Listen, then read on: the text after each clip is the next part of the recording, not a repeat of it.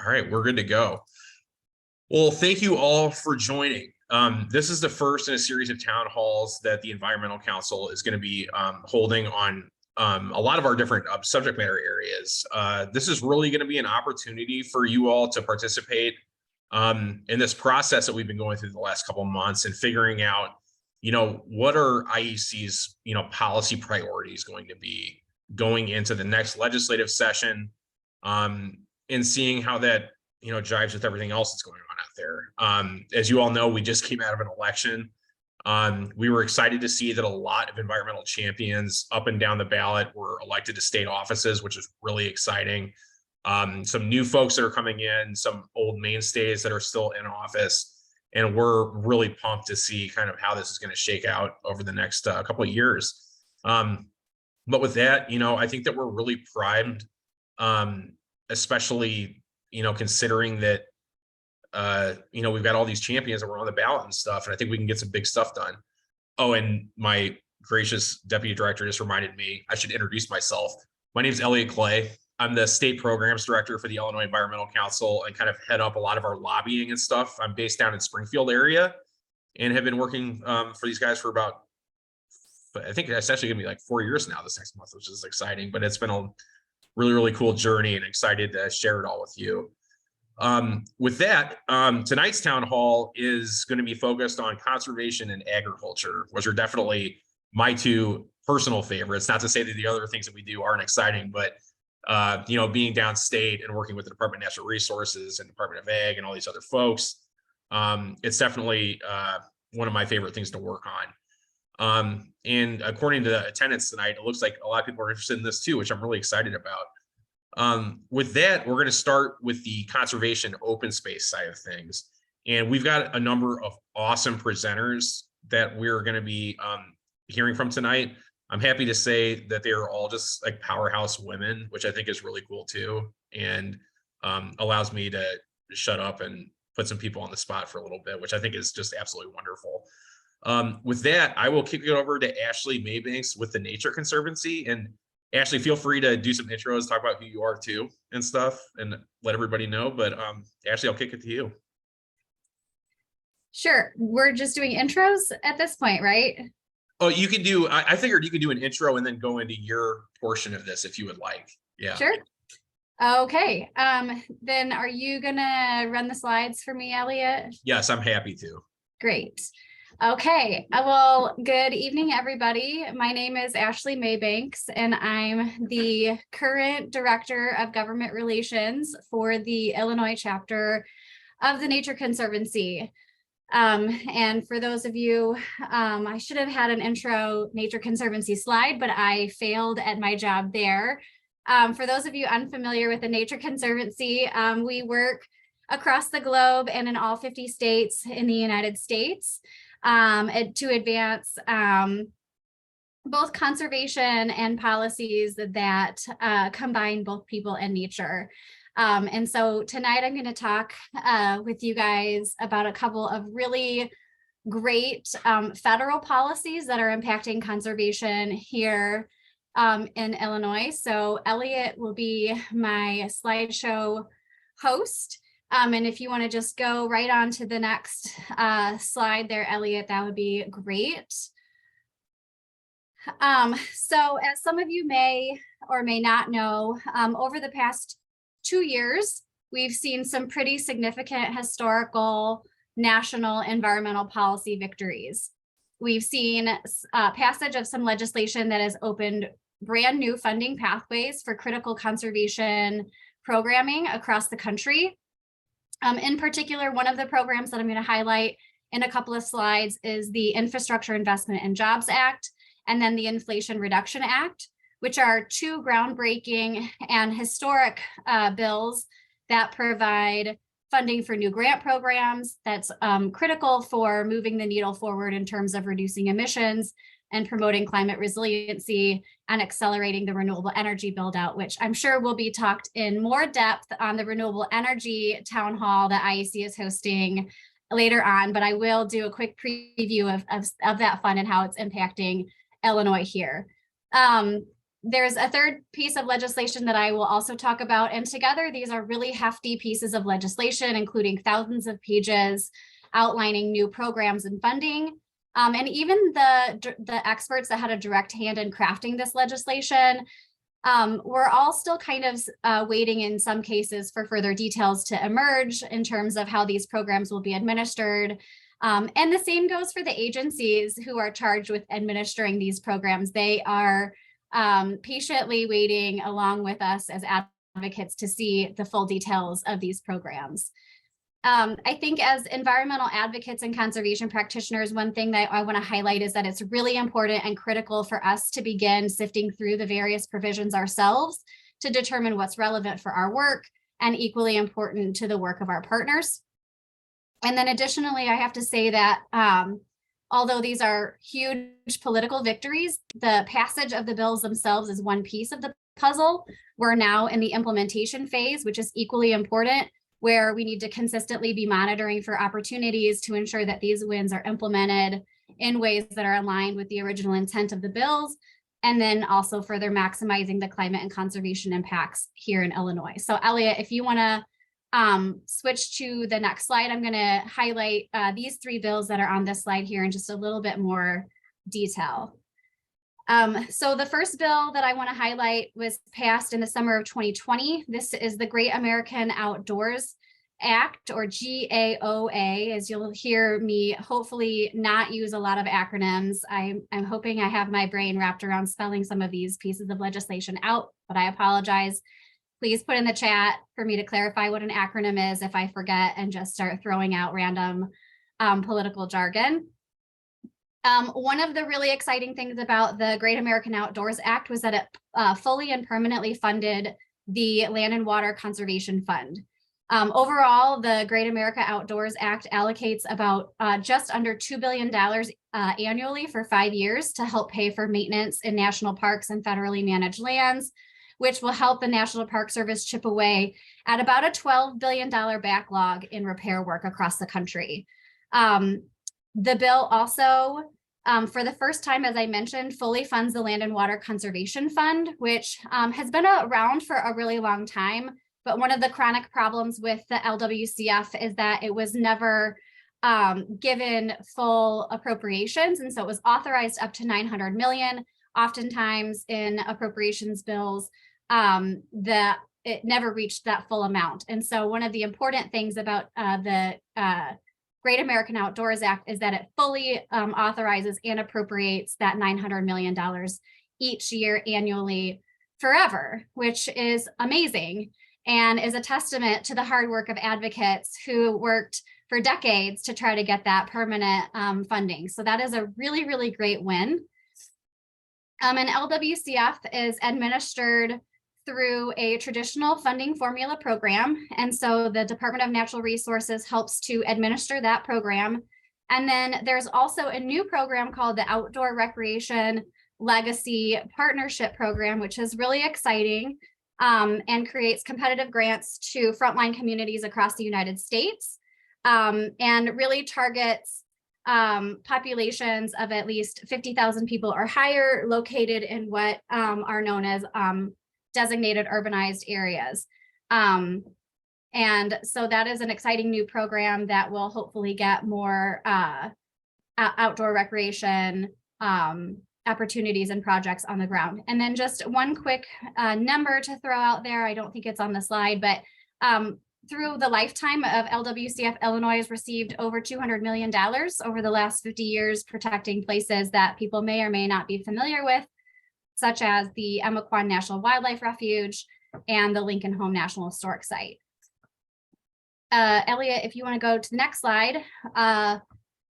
One of the other really exciting pieces of legislation that is coming up on its 1-year anniversary, I believe tomorrow, is the Infrastructure Investment and Jobs Act. So this was passed in the fall of last year, 1 year ago tomorrow, I believe, and helps to make significant changes to our nation's infrastructure, including roads, levees, ports, and other changes that I think Olivia is going to talk about next, perhaps.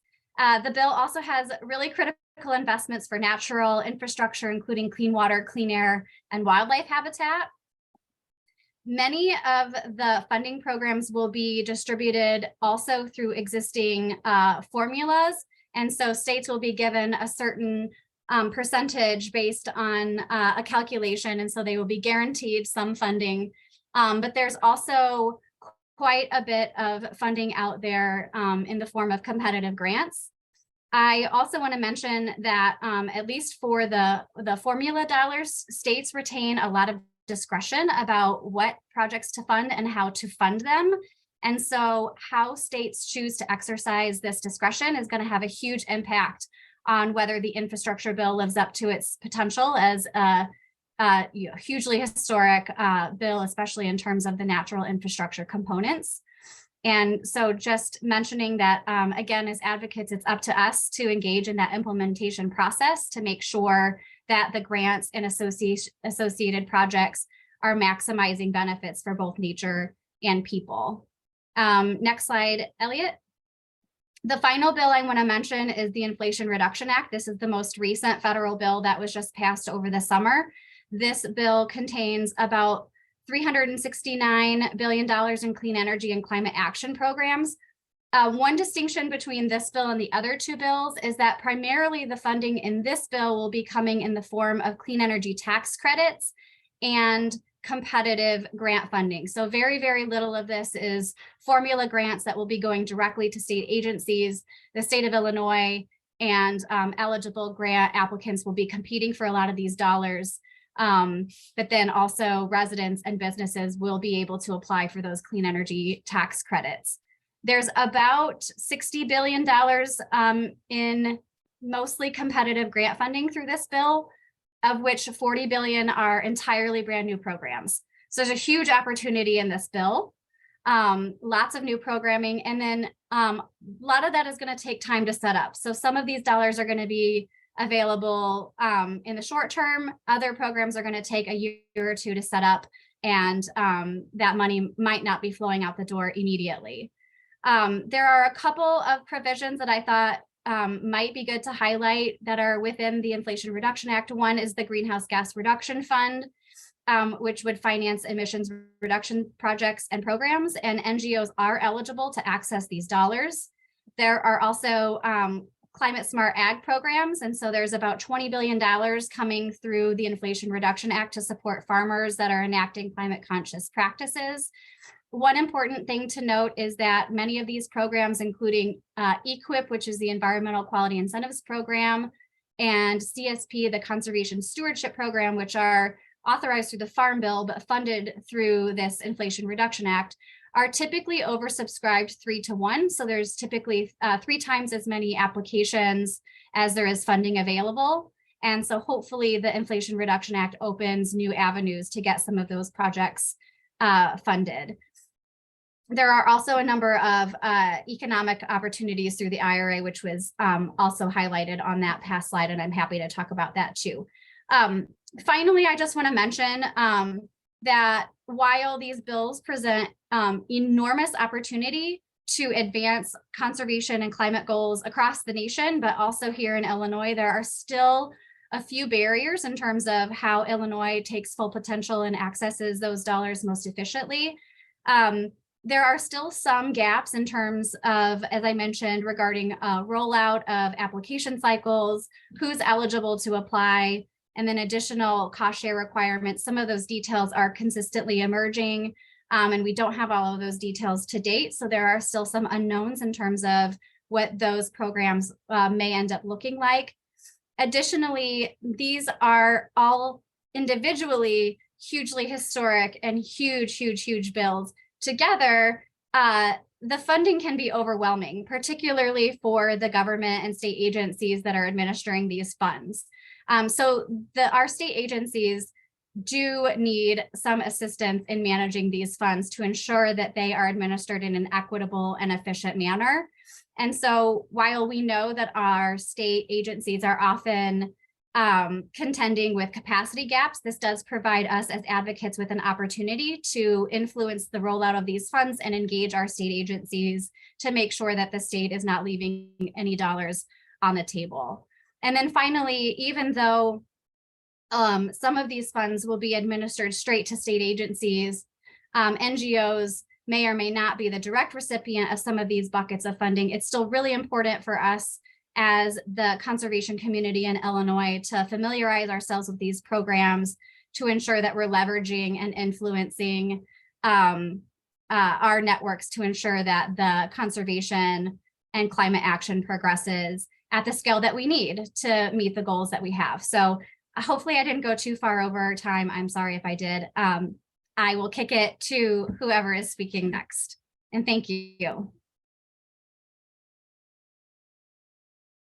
No, thank you, Ashley. That was super, super helpful. And just to reiterate too, like Ashley was saying, we have kind of a historic opportunity to access some really wild levels of money that we have not had before, especially for outdoor and open space things. And, the problem is that the state needs to be ready to get into action when we can access those funds, which is something that IEC is going to be working really hard on this next year, is just simply making sure that the capacity exists at state agencies to be able to go after this when it does become available.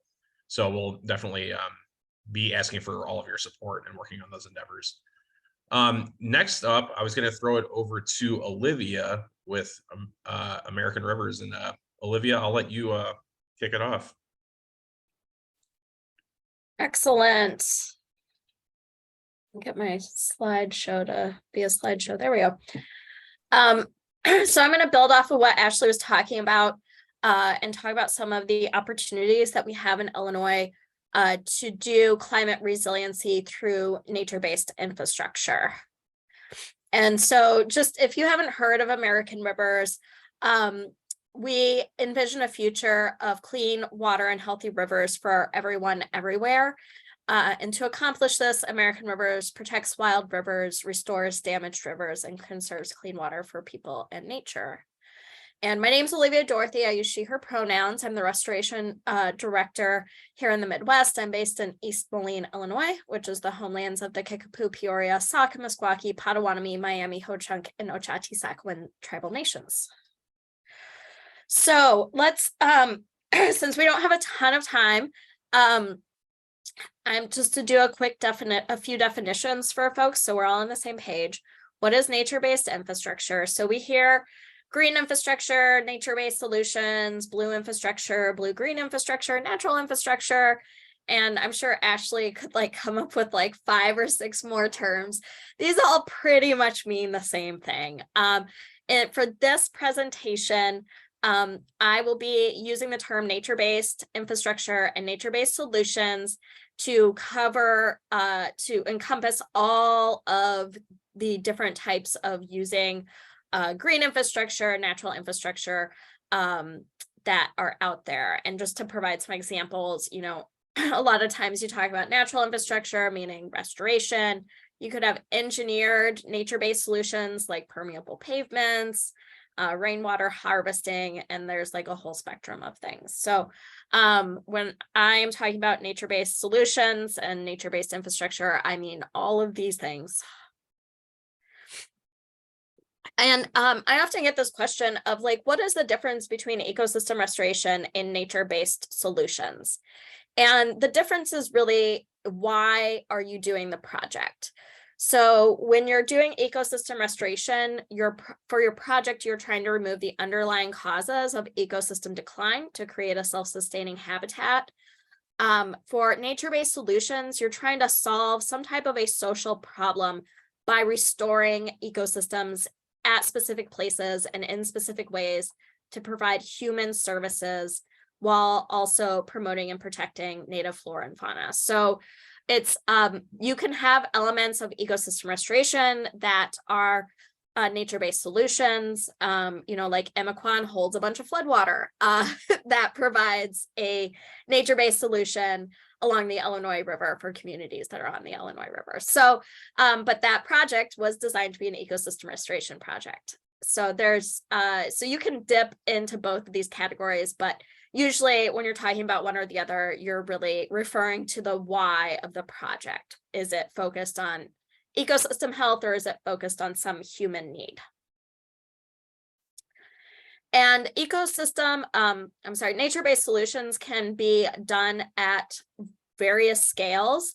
When we talk a lot about green infrastructure, we're usually talking about things that you might do at a specific site, like a bioswale or a rain garden, green roof, planting trees, those types of things. But you can also do this at a very large scale, watershed scale. You can do, large scale floodplain and wetland restoration, stormwater parks, land conservation, those types of things. And I know we don't have a lot of coasts in Illinois. We've got a few coasts, but there is the coastal scale also of coastal wetlands, oyster reefs, dunes, things like that. So there has been a really big focus in all of the federal legislation that Ashley was just talking about, especially on the infrastructure pieces, for agencies to incorporate and prioritize nature-based solutions in all of their project applications. And so in all of their spending. And so this is important for us in Illinois as we are looking at climate change. And hopefully all of you know the impacts of climate change in Illinois, but in general, we're going to see more water overall. And this is going to cause an aerial expansion of the regulated floodplain, i.e. that is the 100-year floodplain or the 1% annual chance of exceedance zone. There will be more frequent severe storms with stronger winds, bigger hail, more tornadoes, all of those awful things that damage our houses and our buildings. We're going to see more frequent extreme heat and extreme cold days. And we're going to see more frequent microburst rain events, which is like, getting 12 inches of rain in just a few hours. And so all of those things are going to create problems within our human society. And so what we want to look at as we are preparing to adapt for climate change is what are the nature-based solutions to solve these human problems so that we are adapting to climate change as well as addressing the biodiversity crisis and human well-being. And so we have put together some policy opportunities in Illinois that we're hoping to move this year. But of course, this is a town hall, so this is going to be very high level, and we definitely want conversation to happen around this. So one of the things, in Ashley's slide, she talked about some of the funding that was coming through the IIJA, and we are going to be seeing billions of dollars roll out through the FEMA's hazard mitigation grant programs. And these are competitive grants. And Illinois has not gotten any of the competitive grants since in many years. And a big reason for that is because we do not have building and residential code standards. And so this is something we really want to push for because it will make sure that we are building our buildings and our houses, apartment buildings, all of that stuff in a manner that is resilient to climate change, buildings that can withstand these stronger winds and rain events, as well as having codes in place to help with on-site storm drainage and just things like that. Building code standards, they are proven to save lives. States like Texas and California, New Jersey, Florida, Nebraska, they all have statewide building code standards in place. And studies have shown, the ones that have had those in place for several years, that having building code standards saves lives in extreme weather events, and it reduces the cost of damages in a very significant degree.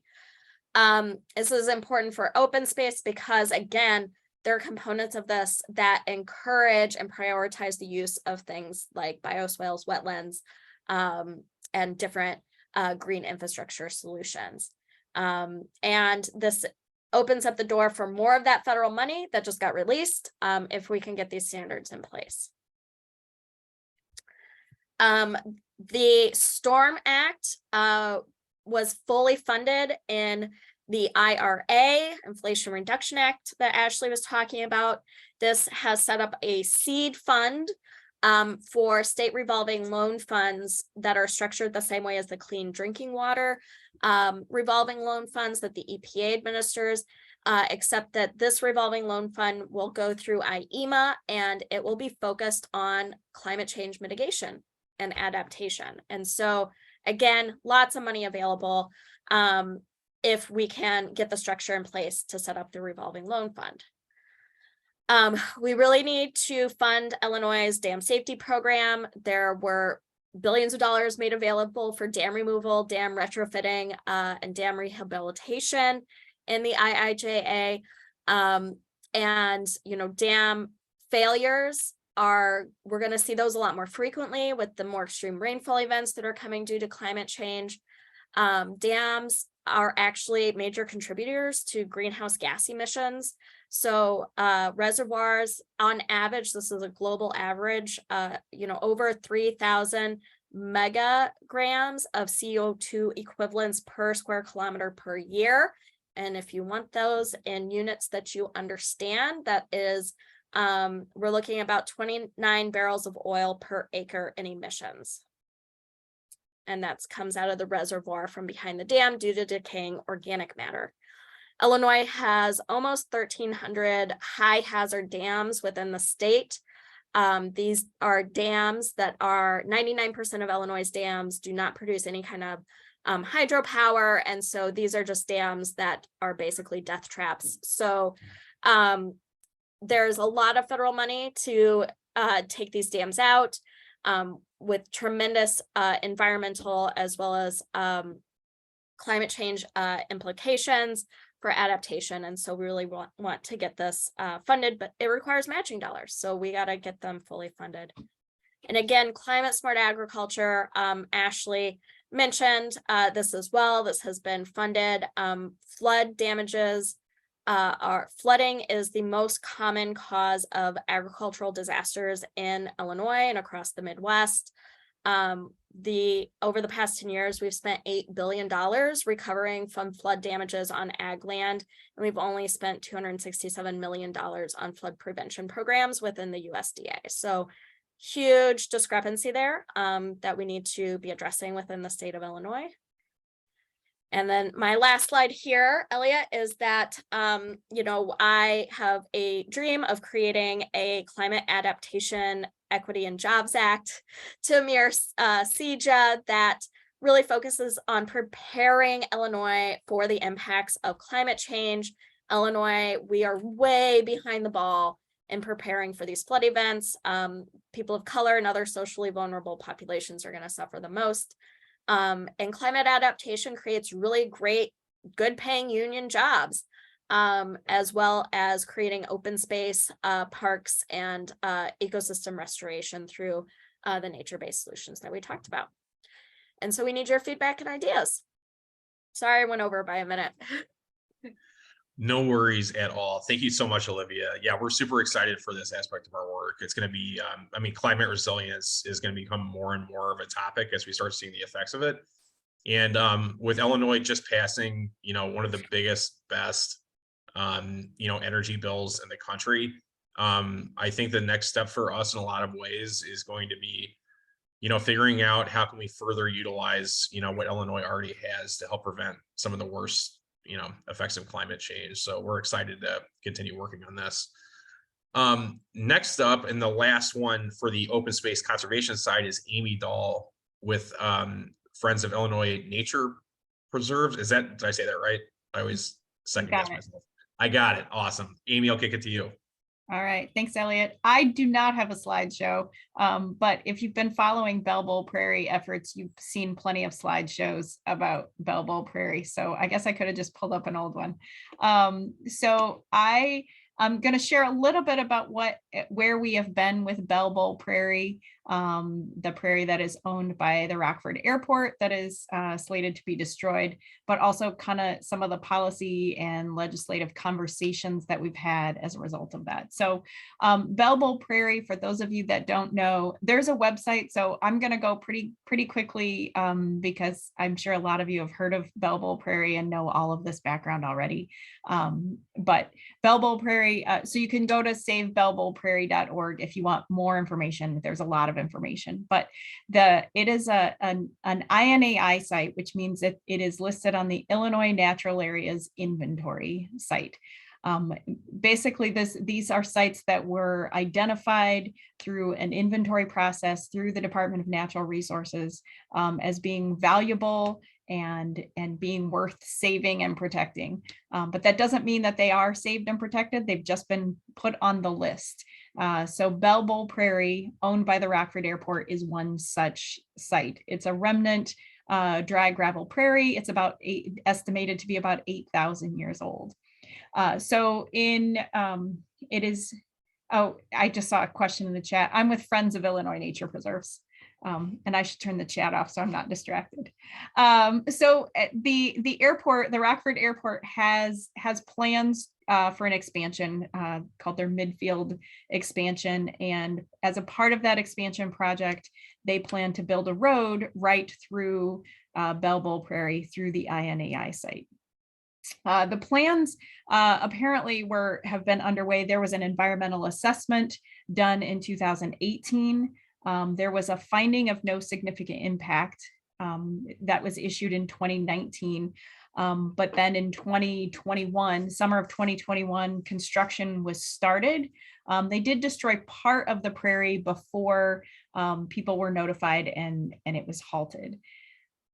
So there have been lots of things that have happened in the year plus that activists have been working on this, including partners, the Natural Land Institute, Illinois Environmental Council, Sinisippi Audubon, and probably many of you on this call and organizations that you have gotten emails from about how we can stop this. So, but a lot of this has brought to attention that there are a lot of Illinois Natural Areas Inventory sites, INAI sites throughout the state that are both publicly owned and privately owned that are not yet protected, which means that if the landowning agency chooses to do so, they can destroy them and put a road right through them.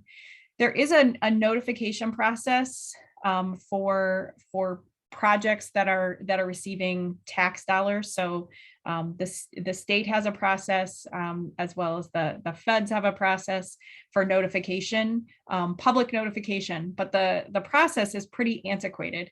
So even though the airport had a stewardship agreement basically for Bell Bowl Prairie and had an agreement, they weren't legally obligated to provide direct notification to the Natural Land Institute. So they provided notification through the newspaper, that public notice section of the newspaper, and then they also sent construction documents or plans to all the other government agencies in the county. But when they provided those documents, it doesn't specifically spell out this is going to destroy an INAI site. It doesn't call that out. It just provides the documents. And so without careful inspection, nobody would have known that this was going to be destroyed. So there's some policy and some implications that we've been talking about, and other conservationists and activists. One is how do we bring this notification process up to speed, both internally with DNR, but then also external notifications. So when DNR received this information, there was a review. It went through the consultation with IDNR, but there was a lack of notification to the field staff in Northern Illinois that this was happening. So there was some problems with the consultation process, and we've been talking about how can the consultation process within DNR work better within their own internal system. And then there was also a lack of notification to partners in the area. And so the notification process simply requires that they place a notice in the newspaper. And so that's, while they may be legally, they're following the letter of the law, I don't think they're following the spirit of the law by notifying all of their partners. And so the consultation process, really the only way it works is in communication, in providing the public with information so that they can advocate to elected officials. And in this case, these are appointed officials that govern the airport, but by communicating ahead of time. And so there's also been conversation about these INAI sites, the responsibility for land ownership and land management of these INAI sites frequently changes hands. So elected officials come and go, administrators at agencies come and go. And so how do we know that that those that are responsible for it even understand what they have and what they own? And so another conversation that we've been having is, how do we inform elected officials and administrators at agencies that they own INAI sites, and even what that means, because of the terminology to somebody new to the field, and just telling a newly elected official at an agency that you have an INAI site may not be sufficient. So there's some advocacy opportunities and some policy and potentially some legislative opportunity, and working with the DNR and saying, how are these INAI site owners, how are they educated and updated? Once it was on the list, maybe they know, but are they updated and informed on a regular basis, and the opportunities for protection? And so partnering together on how we make sure that continues to happen on a repeated basis, because those people come and go at those agencies. So the other thing that isn't really necessarily a legislative action, but it's also, I think we need to do a better job of educating ourselves as activists and conservationists about how does the Endangered Species Act work, both at the state level and the federal level. There are protections in place for state and federally listed endangered species, but a prairie is not an endangered species. It's an ecosystem, and the law doesn't protect ecosystems.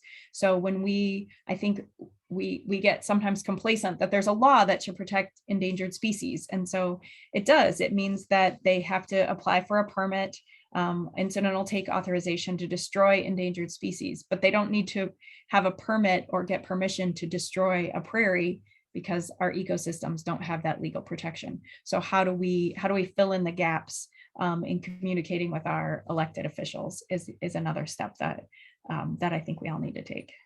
So. And I will hand it back to you, Eliot, unless there are any questions or anything that I didn't cover. So.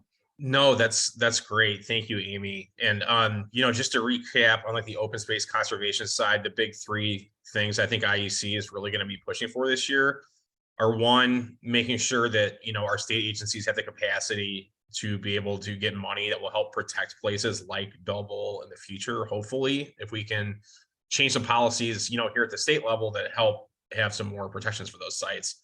And then also, utilizing the natural infrastructure of our state and incorporating things that can help, mitigate the worst effects of climate change going forward. Those are all going to be big things for us. And just as a FYI for everybody, we've got a big list of legislation that we're going to be putting forward next year that attempts to address some of these concerns.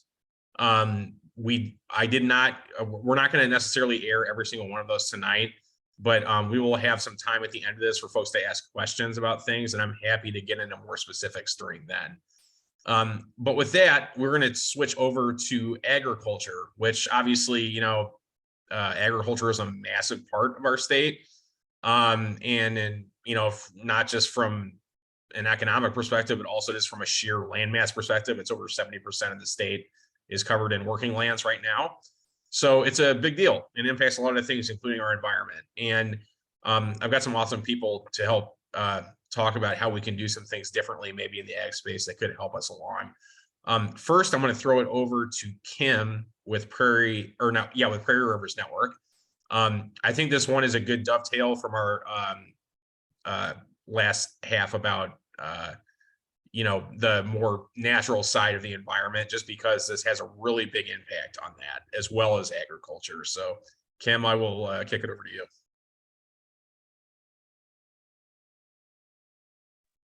Sorry, I'm muted. I'm gonna go ahead and go off camera here because our internet down here in Southern Illinois isn't always that reliable, but good to be here today.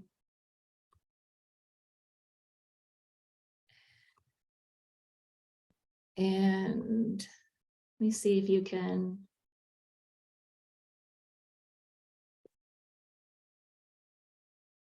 All right, can you see my slides, Eliot? Yep, you were good to go. All right. So as Eliot said, I'm from Prairie Rivers Network. My name is Kim Pitcher, and I am the Agriculture and Habitat Program Specialist at Prairie Rivers. And PRN is a statewide river conservation organization, and we're based out of Champaign. Our mission is to protect water, heal land, and inspire change. We've been working with IEC and other partners for several years on numerous policy issues. Pertaining to pesticides in particular, I want to talk about two areas we're focusing on this year. The first is pesticide drift, and our initial focus here is on herbicides. Oops, sorry. The other area I'll talk about is treated seeds, and specifically the storage and the fate of unused seeds. Now, just a little bit of background, information on the issue here. Pesticides don't always stay where they're applied. Sometimes they drift or move off-site and land where they can harm unintended plants or the environment. Drift can and does occur from pesticides being used in lawn care products, weed management and rights-of-ways, invasive species control, and pest management in agricultural systems. So, we know that pesticides can move through the environment in a lot of ways. The two main ways that they can move through the air are through particle drift and vapor drift. And this illustration here shows how particle drift happens. And typically it occurs at the time of application when wind moves the pesticide off its intended target and onto non-target plants where they can cause injury and harm.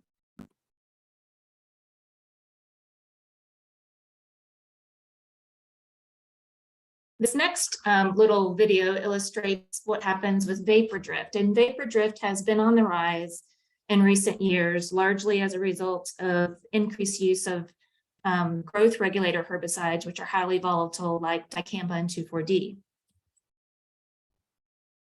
I've got to move my little toolbar here. So vapor drift occurs sometimes days after application, and it's when the pesticide essentially evaporates or vaporizes off the field and goes in the atmosphere where it moves off-site, sometimes really long distances, and then it falls out and harms non-target plants in the environment.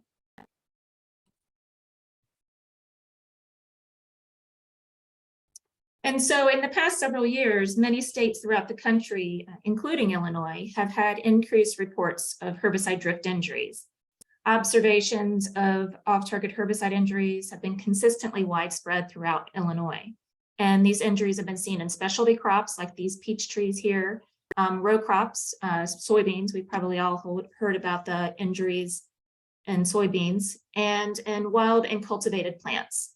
And many of these wild and cultivated plants can be in people's backyards or even in nature preserves. Now, what are the agricultural impacts of herbicide drift? Well, we know that drift can cause reduced production or even a total loss of crop for some growers. It can also reduce the plant's vigor and the plant's health. And ultimately, it can also impact organic certification. Now, There are also short and long-term impacts to that crop health, and that really depends on whether it's hitting an annual plant like a soybean or a tomato, or a perennial crop like blueberries or peaches or apples.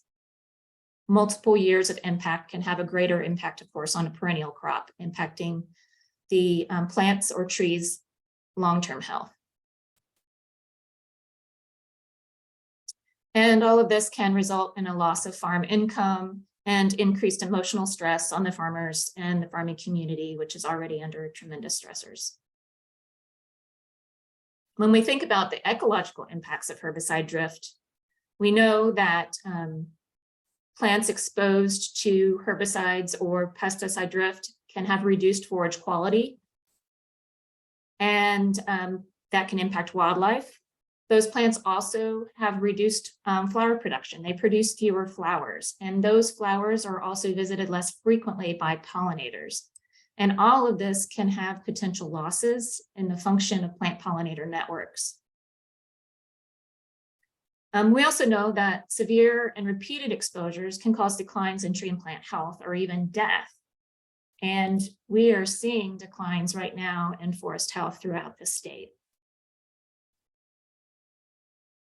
The people, well, I should also add that all of this, of course, can impact climate resiliency and the efforts that we are putting in place to reduce the impacts of climate change. The people pictured here on the right of this slide are landowners, and them and their families own significant portions of the Kaskaskia Bottoms. The Kaskaskia Bottoms is Illinois' largest contiguous bottomland hardwood forest. It's approximately 7,000 acres in size.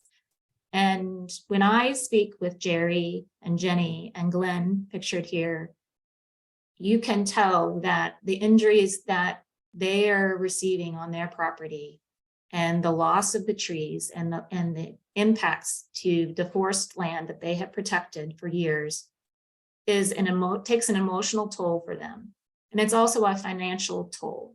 And they have dedicated much of their time and resources to protecting habitat for the future of their children, for wildlife, and the recreation that they love. And they are concerned for that habitat, for the wildlife that relies on it, and for the health of their families. So our goals in this area are really to protect growers, farm workers, people, as well as wildlife and their habitat. And we have a few options. We have some possibilities. One of them is strengthening the Illinois Pesticide Act. And there's a lot of areas in the act in which we can make it a little stronger. But one example is increasing the fines for human exposures.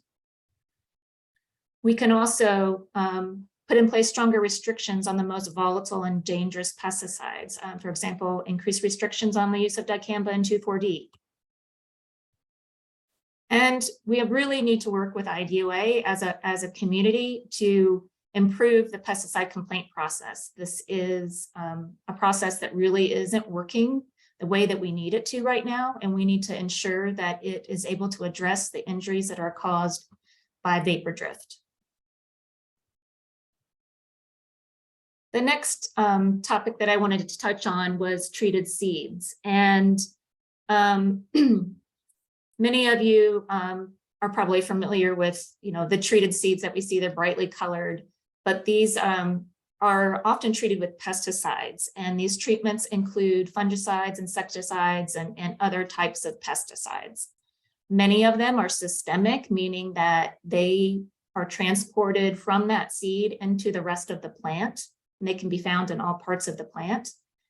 They are also typically water soluble and can be transported during rain events, and et cetera. Unfortunately, treated seeds are exempt from FIFRA, our Federal Insecticide, Fungicide, and Rodenticide Act. That's a mouthful. And therefore, they have very little oversight on their use, their storage, and their disposal. However, they pose serious threats to invertebrates, and especially pollinators, in particular, those seeds that are treated with neonicotinoid insecticides. They also pose threats to birds, aquatic ecosystems, and to drinking water quality. So many of you may be familiar with the story of Mead, Nebraska. For years, the ethanol plant in Mead received much of the country's unused treated seed, and they used it to produce ethanol. And this resulted in an environmental disaster. The community of Mead is dealing with ground and surface water contamination. People and animals were skinned, pollinator and wildlife populations declined, and they were left with years of legacy pollution due to the storage of these seeds, the use of them in the ethanol production, and then the waste that the plant produced. So we want to ensure that this does not happen in Illinois. And our overall goals for this work are to ensure that we protect our water quality, our communities, and our wildlife. And there's really no need for us to use treated seeds in ethanol production. We currently do not use treated seeds for ethanol production, and we want to ensure that it will never happen in Illinois. So we would like to see this practice banned. And Eliot, that is all I have, so I will turn it back over to you. That's great, Kim. Thank you so much. I'm particularly excited to work on this year. As many of you probably know, the quote unquote big ag lobby in Springfield is a very powerful thing and is something that we butt heads with a lot. But having said that, we've seen some really cool gains on what we can do in the pesticide and herbicide space just in the last couple of years. And we had a bill that was going to ban the pre-treated seeds in ethanol production that passed the House this last year, and unfortunately got stuck in the Senate. But we definitely fully intend on getting that across the finish line this next year and signed by the governor. So we're excited to keep working on this. And Kim, thank you again. Next up on the ag side, I am going to throw it over to Molly with the Illinois Stewardship Alliance to talk about some kind of a different aspect of, agriculture on the production side, but, how utilizing, more local sustainable practices are going to help with not just environmental concerns, but also helping with local economies and fun stuff like that. So Molly, I will kick it over to you. Thanks, Eliot. Hi, everyone. I'm Molly with Illinois Stewardship Alliance, and we work with a lot of small, diversified fruit and vegetable livestock farmers.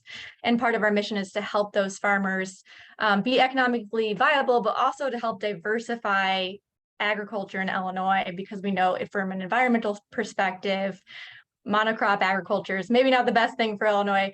And the only way to change that is if we help make it viable for small farms to be able, who are using more diversified practices, to be able to make a living. And so one of the things that many of the small farmers that we're working with have told us is that it's really hard to be able to find funding or loans or grants for infrastructure. Things like processing on farm, like mills and cold storage and refrigerated trucks. These things are like finding funding for these things is really, it's not available, and it's a lot for a small farm, a lot of risk for a small farm to take on to try to be able to afford some of this very small scale infrastructure. So we started looking at what we could do to change that and doing some research. Every state around us, Michigan, Minnesota, Wisconsin, Iowa, they all have grant programs to help small farms afford the infrastructure that they need to be able to scale up production. Now, this is really important this year more than any other year, because what is happening on a federal level is that Illinois has applied for a local food cooperative agreement and a local food for schools, a cooperative agreement. And that is going to bring almost $21 million into Illinois. Sorry, I need some water. But it's going to bring almost $21 into Illinois to be able to purchase local food from farms directly. And the only way that this is going to, that's great. It's so great for Illinois, but we need farmers to be able to scale up, to be able to meet this demand for all this food that is now can be purchased. So So what we are proposing is a state-funded value-added producer grant, or at least local food infrastructure grant, that is going to help farmers be able to afford the infrastructure that they need for processing, aggregation, distribution, so that they can get this food to the schools and to the institutions that are now going to have the money to buy this food. So yeah, that's the gist of it. So basically it'll be a small state-funded grant program, and we're talking small dollars, like maybe 10, 20,000, maybe $50,000 for a grant program to help those as a maximum grant award to be able to help farmers put that infrastructure in place. So yeah, that's the gist. If there's any questions, let me know. That's awesome. Thank you, Molly. And I want to give a special thanks to Molly too, because I know that they were just at a staff retreat. So I'm putting her, she got in here. We're still here. I'm coming in from, that's why I have a cabin in the background. Well, we definitely appreciate you being on. This is super important work. You know, the Environmental Council is really interested in expanding local food infrastructure. One big reason why is just because decreasing the distance between where stuff is grown and produced and where it's eaten just on its own cuts down on CO2 emissions just from transportation on itself, but also the ability to, you know, revitalize local ecosystems or local economies. I guess they're ecosystems as well, is super important in this work, because we need to think holistically about, you know, agriculture as a system and all the different impacts it has. So Molly, thank you again for being here. That's super cool. Lastly, I'm going to give just a really brief talk. I know we've got a few minutes, and so I wanted to open it up for for all of you to ask questions to our presenters or myself or whoever. But the big other thing that we're going to work on in the agriculture space, and we've been doing this for the last few years, is largely what is called the Illinois Nutrient Loss Reduction Strategy. This was something that was developed as a result of a lot of states coming together after seeing what was happening in the Gulf of Mexico with a phenomenon called hypoxia. Largely, I mean, from a technical perspective, it's basically just a huge drop in oxygen level in water. It was causing massive fish kills in the Gulf, and it is now an annual occurrence that is largely growing in size every year. The big reason why this occurs is because of nutrient pollution, largely from states along the Mississippi, pretty much exclusively. These nutrients come from a lot of different things in the past, including, I saw somebody in the chat already was talking about non-point source versus point source pollution. So just as a brief example, point source pollution is water from things like water treatment facilities. Back in the day, and even up until recently, technology was not great to remove nutrients from water when they were discharged into our rivers. And it was causing large buildup of nutrients that were causing these hypoxic episodes. You see instances every summer now about blue-green algae in some waterways, which is also a scary phenomenon that happens largely because of that. But the biggest contributor by far at this point is what is called non-point source pollution. This is nutrients that are coming off from groundwater, largely leaching from agricultural production. So the two big ones that we talk about frequently are nitrogen or nitrates and phosphorus are the two big ones.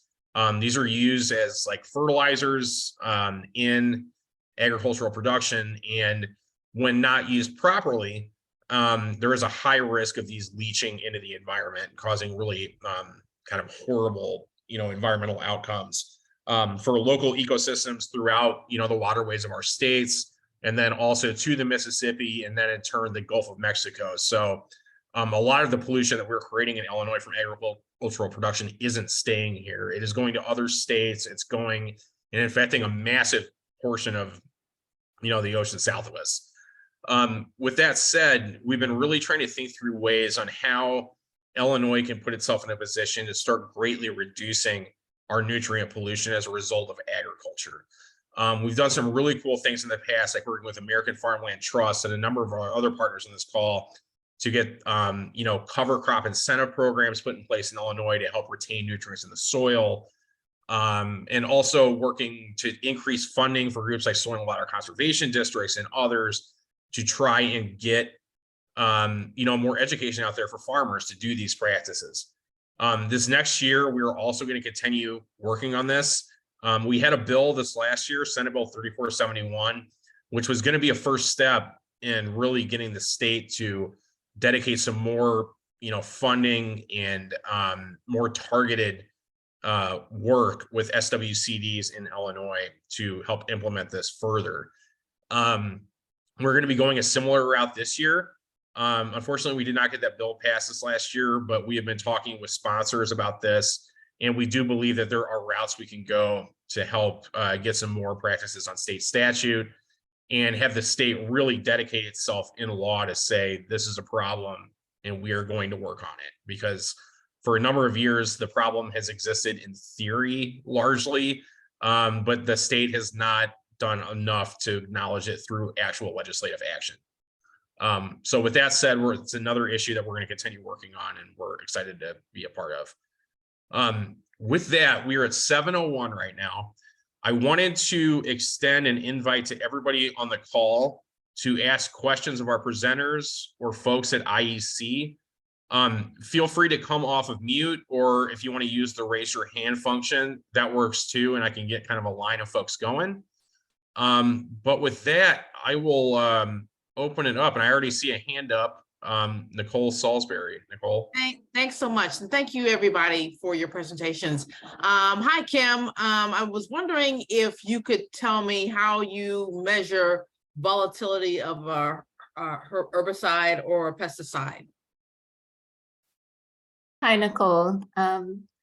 So there's a lot of different ways. Well, there's not a lot, but there's a few ways that researchers have been doing it. And most of the studies have been performed in chambers or in greenhouses. So, when we're looking at impacts on the ground out in the natural world, it's quite different, particularly when you have human behavior as part of the experiment with small windows of time when you have to apply your herbicides to large areas of land. So that can also impact how much volatility is occurring, as well as temperature and humidity and soil moisture. There's a lot of different factors, but most of the studies have been done in greenhouses or chambers.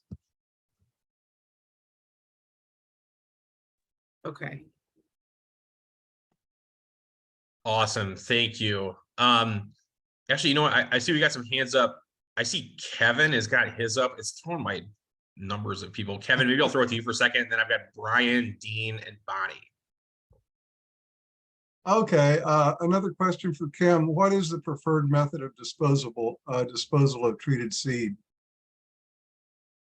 That is a great question. So we currently, there's very little regulation or oversight. Some farmers bury them or just extra plant, use them in cover crop areas. Some seed companies will take them back, but I can't tell you what the preferred method is at this point. I would like to see Illinois and other states, for that matter, have some sort of basically oversight on how they are disposed of and stored, rather than the kind of loose or lack of no oversight that we have right now. Okay, thank you. Mm-hmm. And Brian. Yeah, Eliot, I'm really glad that you were talking about phosphate and nitrate runoff. That was the one subject I was hoping we would get to sooner, though several of the other speakers alluded to this idea. Several years ago, I had the opportunity to work with Donald Hay, and that's a name I'm hoping many of you might know, though he passed away recently. He and I met with the then newly minted Secretary of Agriculture, Fitzpatrick, to talk about writing legislation that would help farmers with their flood prone property establish CRP that was wetland bioremediation that would absorb phosphates and nitrates. And Donald has done the research to show that if you take some of that highly flood prone farmland and you convert it back to prairie, you can measure how much phosphates and nitrates those prairies are absorbing, and you could sell them as credits in the same way that we sell carbon credits. And it would be a boon to farmers because they'd make more money per acre than they would selling corn or beans, especially knowing they're going to lose their crop, 1 out of 3 or every other year to floods. And with the right legislation and mitigation, we could end the dead zone. Illinois is a major contributor, and we could be the national leader that then Iowa and all the other, farm states in the Midwest and the Mississippi floodplain would want to be like us. And it's good for the farm. It's good for the river. I would love to work with Prairie Rivers and some of the other organizations. Emaquan is a great example. Donald Hay was a consultant. He designed the Wetland Initiative project.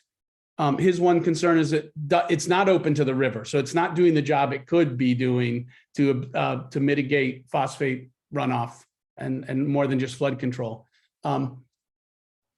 So I think that's a conversation we need to have as a group of organizations working together to both manage rivers and floodplains, but also end the dead zone. We can do it. The science is there.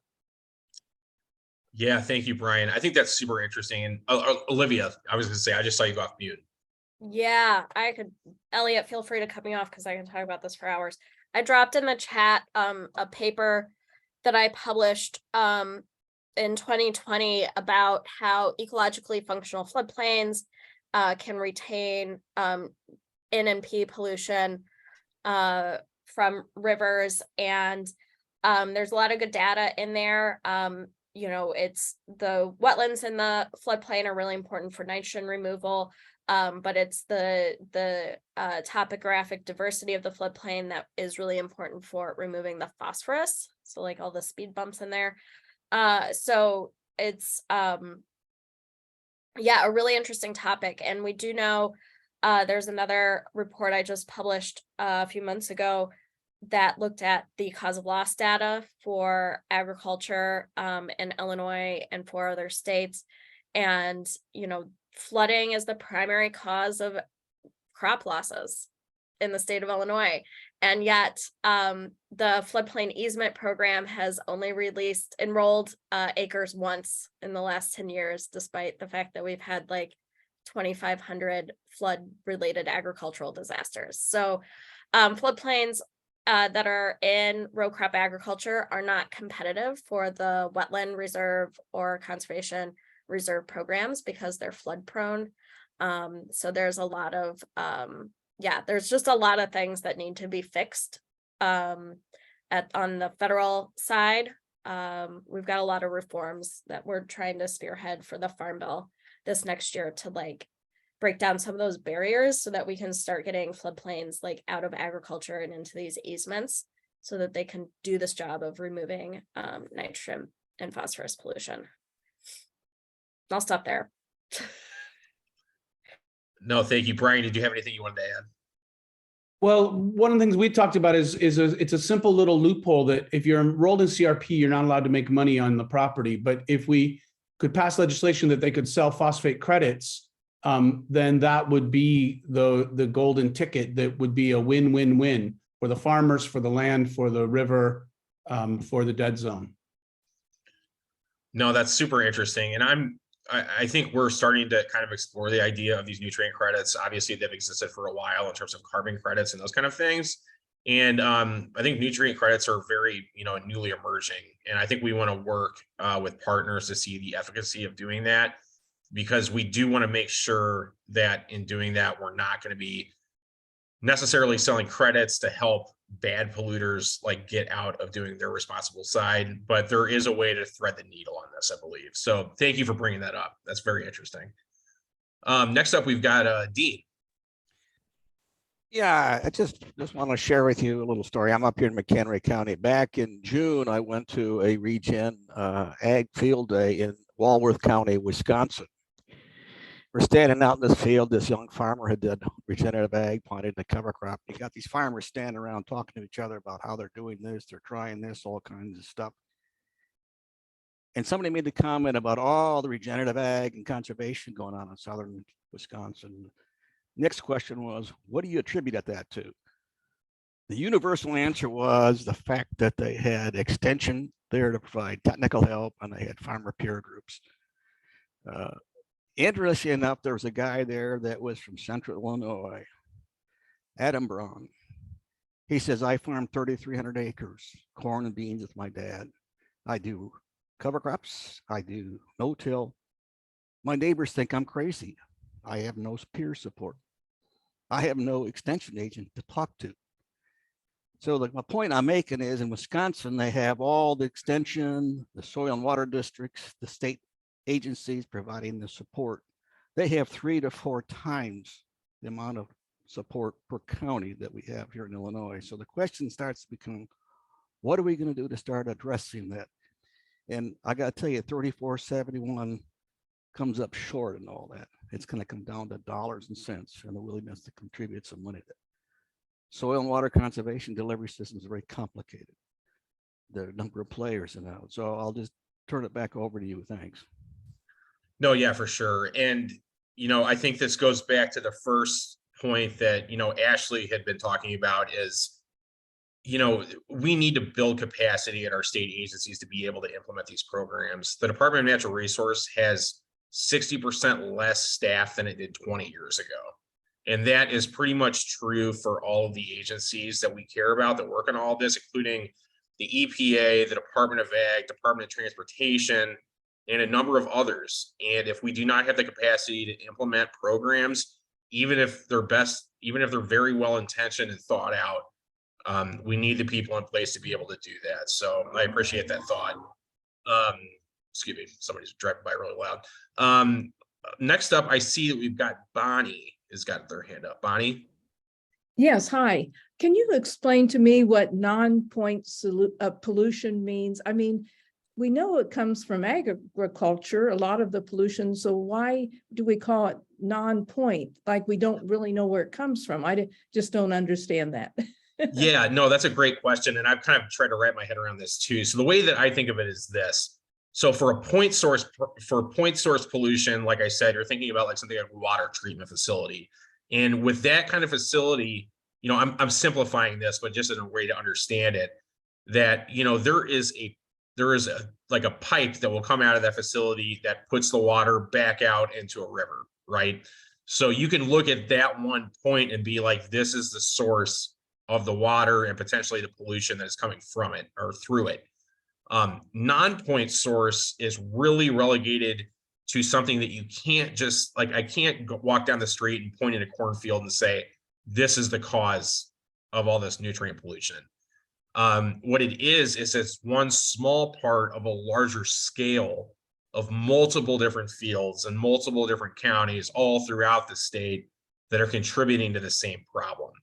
So it's more of a, it's not as easy to be able to point at something and say, this is it.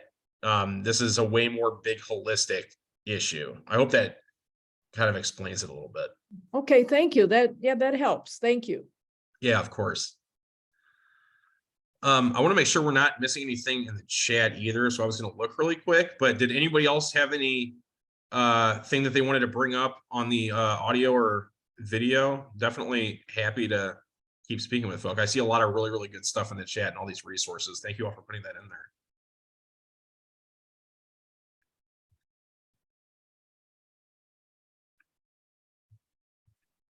Yeah, hey, Elliot, I have one. This is Caleb. Yeah, Caleb, absolutely. Hey, I was just curious on the statistic on the dam numbers. That was like, I really didn't know much about that and the reality of the greenhouse gas emissions. I get water connectivity and everything, how important that is, but that was wild to me. So can we explain that a little more? Yeah, Olivia, I'll turn it to you because I am also interested in this because I did not realize that like water retention like that created so much greenhouse gas emissions. What's behind that? Yeah, so the main thing behind that is the accumulation of organic matter and the anaerobic decomposition of organic matter behind dams. It creates a lot of methane. And there have been some new studies that have come out like really just in the past year and some new models and analysis from global data of reservoirs around the world that there's just been a really recent realization that reservoirs and this accumulation of organic matter behind the reservoirs are a huge, a much orders of magnitude larger source of methane than we had previously thought. And so, you know, I am currently scrambling to try to figure out what that means for the Midwest, and getting some new studies going with some of the new tools that have been developed for looking at this information. But yeah, so dams, like, you know, every year they're emitting methane.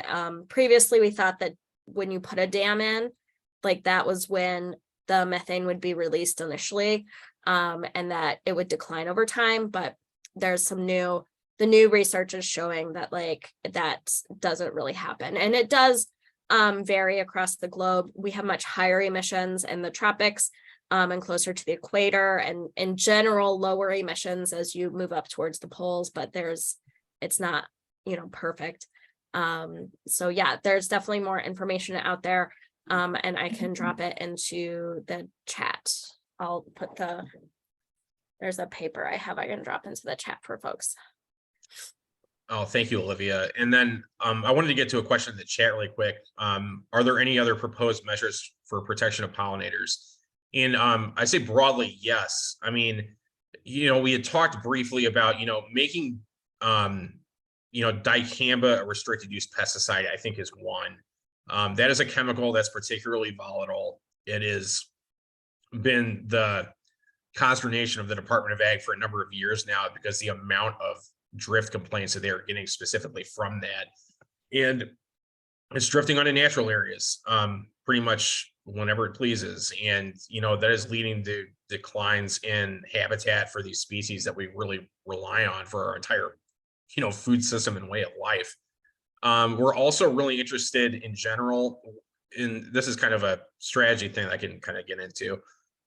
We recognize, and Kim had talked about this, that the Illinois Pesticide Act is in desperate need of reform. It's been a number of years since there's been any major changes to it, not just through like the complaint process system, but also, you know, what does it mean when a tree that is over 100 years old is exposed to pesticides and herbicides? Right now, under that act, it doesn't amount to much. It amounts way more if a crop is hurt as opposed to a natural area. And we need to start thinking through those things. So one of the things we're going to do this next year is really dig into what that statute says, and hopefully come to 2024 with an understanding of a bigger, more substantive change we want to make in that act to really make a dent on pollinator populations and really help them out. Brian? Just real quick, I see a number of familiar names on this list, and I'm really honored to be here. This is my public announcement. I'm starting a new job January 1st with Illinois Audubon Society as their communication and outreach coordinator. I'm currently the assistant editor of the magazine. I've been a lifelong environmental activist, but self-employed as a storyteller. So it's nice to be able to join an organization I really, really love and believe in. And one of my goals in outreach and education is networking with all of people like you who are doing such great work. So please call on me and keep me included in the loop, and I will continue to support the work you guys are doing as well. So.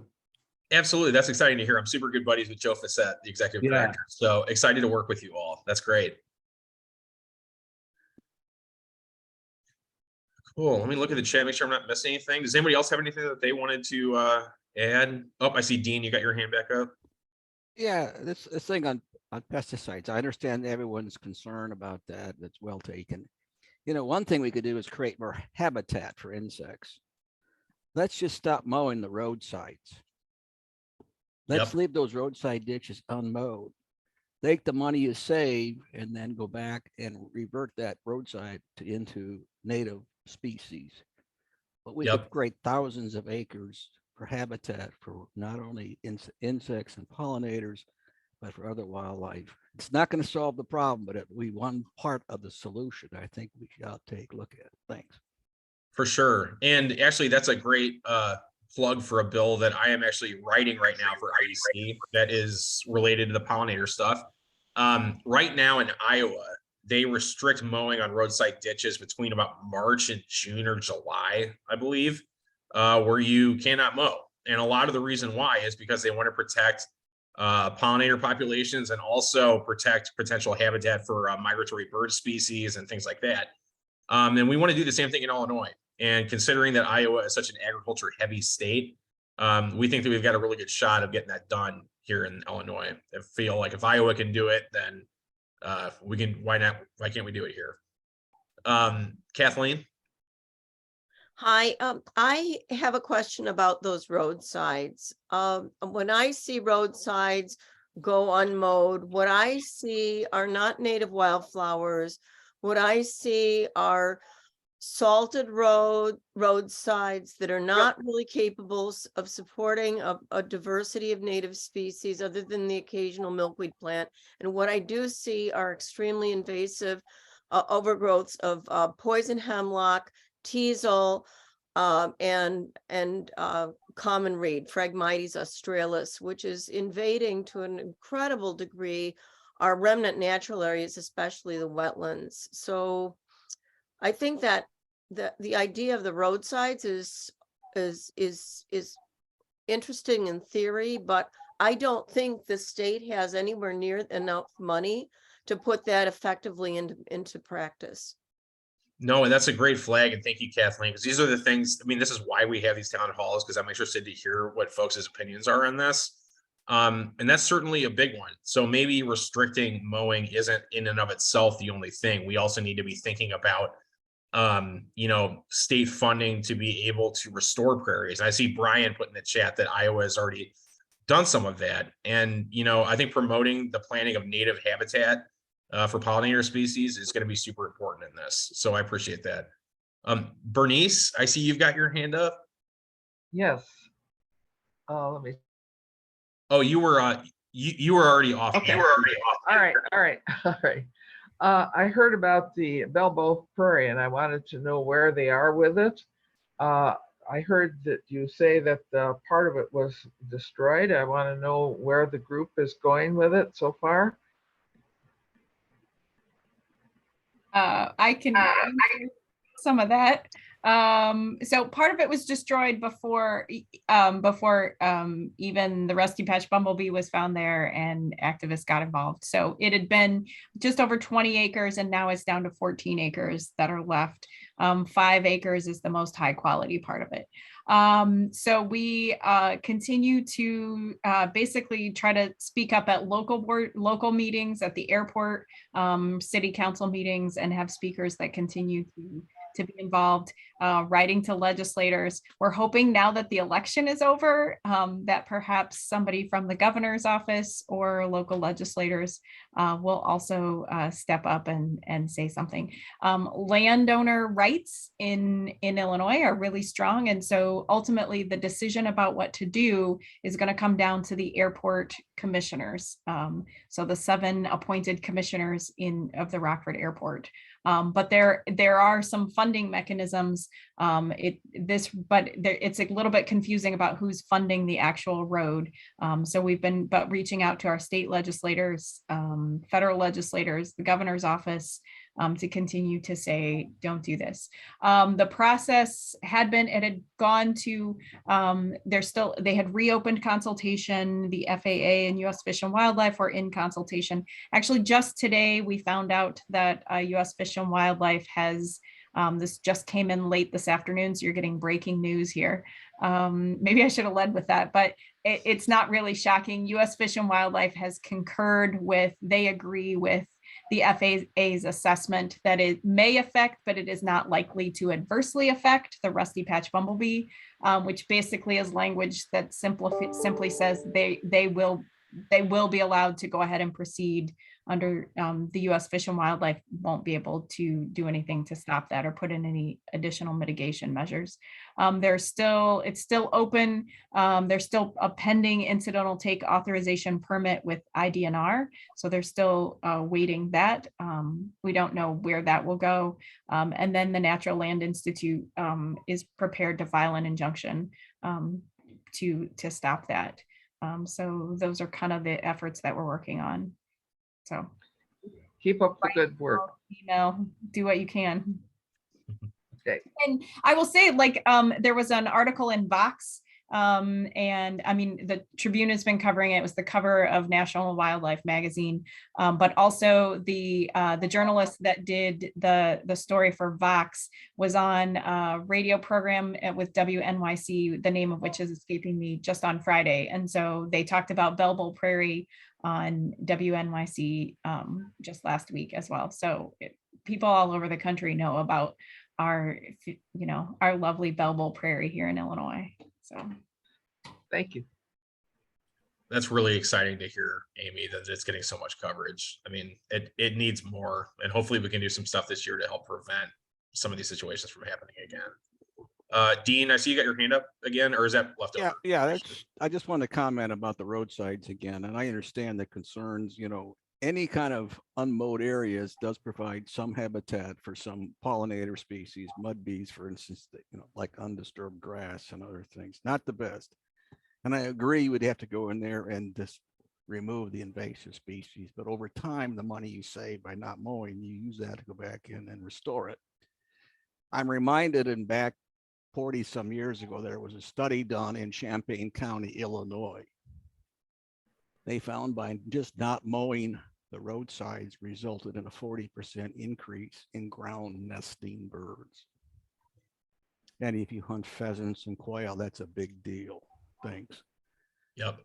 No, that's great, Dean. I was telling the story recently that I do remember when I was a kid seeing pheasant and stuff out in the country around Springfield. And even though it was rare, you would see them, and you don't see them as much anymore. And I think that's a big reason why. It's habitat loss. And if we can make a little dent in that, I think we got to go for it. With that, we're up on 7:27. This has been a wonderful conversation with everybody. I appreciate this. Does anybody have any last things that they wanted to bring up before we close out for the night?